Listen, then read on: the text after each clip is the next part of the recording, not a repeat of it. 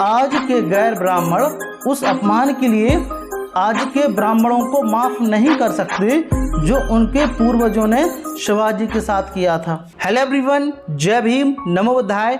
स्वागत है आप सभी का ट्रुथ लिटरेचर में। और आज की वीडियो में हम डिस्कस करेंगे समाज विरोधी भावना जाति व्यवस्था का सबसे निकटतम लक्षण है। इसमें बाबा साहब अम्बेडकर बोल रहे हैं, या फिर हम यह भी बोल सकते हैं कि जो जाति व्यवस्था है वह है हिंदुओं को असंगठित बनाने का सबसे बड़ा कारण है। हिंदू जो असंगठित होते हैं उसका जो सबसे बड़ा कारण क्या है, वह जातिगत व्यवस्था है। लेकिन अब जो न्यू इंडिया है, न्यू भारत है, उसमें जो हिंदू इकट्ठे होते हैं वह मंदिर और मस्जिद की लड़ाई के लिए, और जब इलेक्शन आता है तो हिंदू इकट्ठे हो जाते हैं, बोलते हैं कि हिंदू धर्म खतरे में है, सभी हिंदू एक हो जाओ। तो आइए डिस्कस करते हैं बाबा साहब अम्बेडकर का इस विषय पर क्या मानना था। 1936 में बाबा साहब अम्बेडकर ने ऐसा क्या लिखा था जो आज भी इतना ही प्रासंगिक है जितना उस समय था। तो बाबा साहब अम्बेडकर लिखते हैं, हिंदू प्राय किसी गिरोह या समूह के अलग थलग रहने और दूसरों से दूरी बरतने की शिकायत करते हैं और उन पर समाज विरोधी भावना न रखने का लांछन लगाते हैं। लेकिन वे आराम से भुला देते हैं कि यह समाज विरोधी भावना और अपनी जाति व्यवस्था का निकृष्टतम लक्षण है। एक जाति दूसरी जाति के खिलाफ नफरत भरे गीत वैसे ही गाते हैं जैसे पिछले युद्ध, प्रथम युद्ध, विश्व युद्ध के दिनों में जर्मन अंग्रेजों के खिलाफ नफरत भरे गीत गाते थे। हिंदुओं का साहित्य जातियों की एक ऐसी उद्गम गाथाओं से भरा हुआ है जिनमें यह साबित करने की कोशिश की जाती है कि हमारी जाति का उद्गम गौरवपूर्ण है और अन्य जातियों का उद्गम अत्यंत हीन। शहादी खंड इस प्रकार के साहित्य का एक कुख्यात उदाहरण है। बाबा साहब अम्बेडकर बोल रहे हैं। तो बाबा साहब अम्बेडकर ने बताया कि जो भी ग्रंथ लिखे गए हैं वह जातियों के हिसाब से लिखे गए हैं।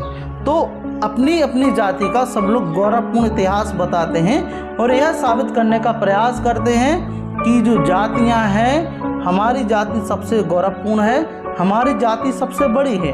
और हम देख ही सकते हैं कि आजकल जो सोशल मीडिया है उस पर तमाम प्रकार के शेर और शायरी, तमाम प्रकार की बातें लिखे जाते हैं अपनी जातियों को ऊंचा बताने के लिए, गौरव को बताने के लिए हम बोल सकते हैं। यह समाज विरोधी भावना सिर्फ जाति तक सीमित नहीं है, यह गहराई में चली गई है और इतने उपजातियों के आपसी संबंधों में भी जहर घोल दिया है। मेरे प्रांत में गोलक ब्राह्मण, देवरुखा ब्राह्मण, कराड़ा ब्राह्मण, पाशाली ब्राह्मण और चित पावन ब्राह्मण सभी एक ही ब्राह्मण जाति का उपवर्ग होने का दावा करते हैं। बाबा साहब अम्बेडकर बोल रहे हैं उस समय पर। लेकिन उनके बीच जैसी समाज विरोधी भावना व्याप्त है, वह उस समाज विरोधी भावना जितनी ही साफ साफ दिखाई देती है और उतनी ही जहरीली है जितनी उनमें और अन्य गैर ब्राह्मण जातियों के बीच। इसमें कुछ भी विचित्र नहीं है। समाज विरोधी भावना हर उस जगह पाई जाती है जहां एक समूह के अपने खास हित होते हैं जो उसे अन्य समूहों के साथ पूर्ण अंतरक्रिया करने से रोक कर देते हैं। इसके पीछे जो मिला हुआ है उसकी रक्षा करने का इरादा होता है, बाबा साहब अम्बेडकर बोल रहे हैं। तो जो जातियां होती हैं एक दूसरे की जो उपजातियां हैं उनसे भी मिलकर नहीं चलती हैं। और हम जब बहुजनों की बात करते हैं, गैर ब्राह्मणों की बात करते हैं, तो उनमें भी यही मामला है। लगभग 6743 जातियां हैं, उसकी लगभग 49,000 जातियां जो ऐसी हैं जो उपजातियां हैं और इनके बीच में रोटी बेटी का संबंध नहीं होता, सब अलग अलग होता है। जाति एक है लेकिन एक जाति की 3 से 4 उपजाति होती हैं, उनमें भी डिवाइडेशन होता है, हम बोल सकते हैं। तो यहाँ पर बाबा साहब अम्बेडकर यह बात समझाने का प्रयास कर रहे हैं कि इवन ब्राह्मणों में भी ऐसा होता है। यह समाज विरोधी भावना, अपने हितों की रक्षा करने की यह भावना विभिन्न जातियों के एक दूसरे से बिलगाव में जितने स्पष्ट रूप से प्रकट होती हैं, उतने ही स्पष्ट रूप से राष्ट्रों के बीच एक दूसरे से बेलगाम है। ब्राह्मण का पहला सरोकार गैर ब्राह्मणों के हितों से है, अपने खास हितों की रक्षा करना होता है, और गैर ब्राह्मणों का पहला सरोकार ब्राह्मणों के हितों से अपने हितों की रक्षा करने का होता है। अतएव हिंदू सिर्फ जातियों का समूह नहीं है, वरन वे एक दूसरे से युद्ध करते हुए बहुत से समूह हैं, जिनमें से प्रत्येक सिर्फ अपने लिए और अपने स्वार्थपूर्ण आदर्शों के लिए जीता है। यह बाबा साहब अम्बेडकर बता रहे हैं, हम बोल सकते हैं। आगे बाबा साहब अम्बेडकर बोलते हैं कि जातियों का एक और लक्षण है जो निंदनीय है। आज के अंग्रेज के पूर्वज वॉर्स ऑफ रोजेज और क्रॉमवेलियन युद्धों में या तो इस पक्ष की ओर या उस पक्ष की ओर से लड़े थे। मतलब उस समय के 1936 की बात बाबा साहब अम्बेडकर कर रहे हैं। लेकिन जो इस पक्ष से खड़े थे उनके वंशधार विरोधी पक्ष की ओर से लड़ने वालों से वंशधरों के खिलाफ किसी प्रकार का शत्रु भाव और किसी प्रकार का गुस्सा नहीं रखते थे। आपसी द्वंद्व को भुला दिया गया।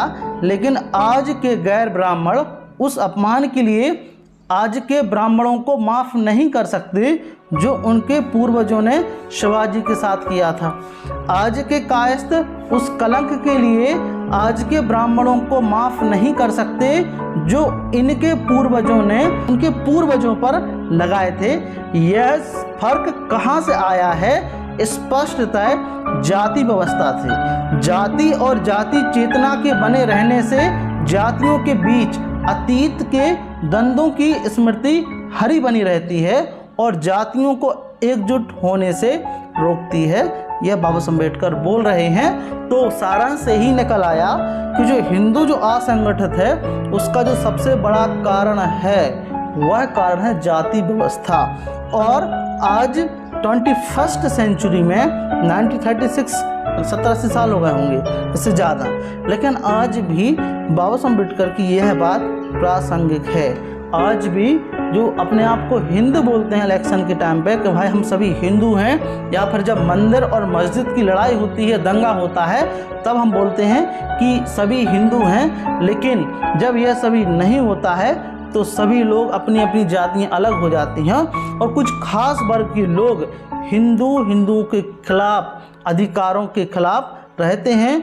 और अगर इलेक्शन टाइम भी है फिर भी एक हिंदू दूसरे हिंदू को नीचा दिखाने का काम करते हैं, उनके खिलाफ षड्यंत्र रचते हैं, उनके साथ मारपीट, जातीय अमानवता करते हैं।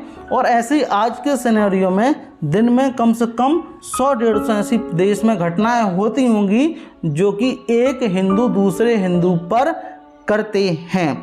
तो इसका जो सबसे बड़ा कारण है वह जाति व्यवस्था है। इस आर्टिकल के माध्यम से बाबा साहब अम्बेडकर ने जो लेख लिखा था इसके माध्यम से हम समझने का प्रयास किया है। तो आपका इस वीडियो के बारे में क्या मानना है प्लीज़ हमें कमेंट बॉक्स में ज़रूर बताएं। और यदि आप चैनल पर नए हैं तो इसको सब्सक्राइब करें और इस वीडियो को ज़्यादा से ज़्यादा शेयर करें अपने दोस्तों के साथ में। मिलते पर इसी प्रकार की और वीडियो में। जय भीम, जय भारत।